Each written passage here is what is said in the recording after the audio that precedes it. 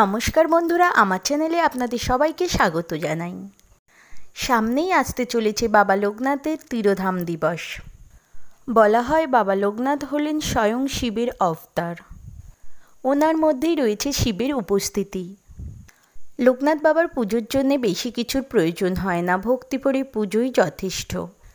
আসুন জেনে নেওয়া যাক 2024 সালে লোকনাথ বাবার তিরোধাম দিবস কবে পড়েছে। 2024 সালে লোকনাথ বাবা তিরোধাম দিবস পড়েছে বাংলার 19শে জ্যৈষ্ঠ 1431 বঙ্গাব্দে, ইংরাজির 2রা জুন 2024 সাল রবিবার। এখন জেনে নেওয়া যাক লোকনাথ বাবার পুজোয় কী ফুল অর্পণ করবেন। বাবা লোকনাথের প্রিয় ফুল হলো নীল শালুক বা শাপলা। এছাড়া যে কোনো সাদা ফুলে তিনি সন্তুষ্ট। ওনার পুজোতে ফুলের সাথে অবশ্যই বেলপাতা অর্পণ করবেন। লোকনাথ বাবার পূজায় যে ফল অর্পণ করবেন তার মধ্যে মনে রাখবেন অবশ্যই যেন তালশাঁস ও কালোজাম থাকে, কারণ বাবা লোকনাথের তালশাঁস ও কালোজাম খুবই পছন্দের। এছাড়াও যে কোনো মৌসুমি ফল দিতে পারেন, যেমন আম, কাঁঠাল, লিচু এ ধরনের।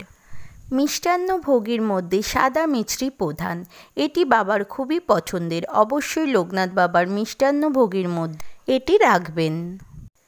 এছাড়াও যে কোনো ধরনের সাদা মিষ্টি ও পায়েস বাবার ভোগেতে অর্পণ করবেন। বাবা লোকনাথের আরও একটি পছন্দের মিষ্টি হলো অমৃতি। এটি পুজোর ভোগেতে অবশ্যই দেবেন, এটি বাবার খুব পছন্দের। পুজোর পদ্ধতি খুবই সহজ সরল পদ্ধতিতে বাবা লোকনাথের পূজা করা হয়। পূজার দিন সকালে স্নান করে ঠাকুরঘর পরিষ্কার করে শুদ্ধ বস্ত্র পরে ঠাকুরঘরে একটি আলাদা আসন লোকনাথ বাবার মূর্তি বা চিত্রটি স্থাপন করুন। এরপর গঙ্গার জল দিয়ে অভিষেক করে নেবেন। এরপর ফুল বা মালা দিয়ে বাবা লোকনাথ সহ আপনার ঘরের ইষ্ট দেবতা সকলকে সাজাবেন। এরপর বাবা লোকনাথের সামনে একটি ঘট স্থাপন করুন। নীল শাপলা অথবা যে কোনো সাদা ফুল বেলপাতা সহযোগে বাবা লোকনাথকে নিবেদন করুন। এরপর সমস্ত ফল বাবাকে নিবেদন করুন। এর মধ্যে অবশ্যই তালশাঁস ও কালোজামটি রাখবেন।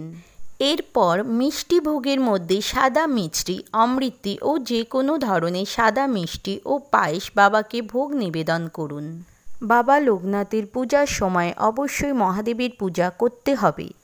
পূজার সময় ধূপদীপ জ্বালিয়ে আরতি করবেন। পূজার শেষে পাঁচালি পাঠ করতে হবে। যদি আপনি পাঁচালি পাঠ করতে না পারেন তাহলে অবশ্যই শ্রবণ করবেন।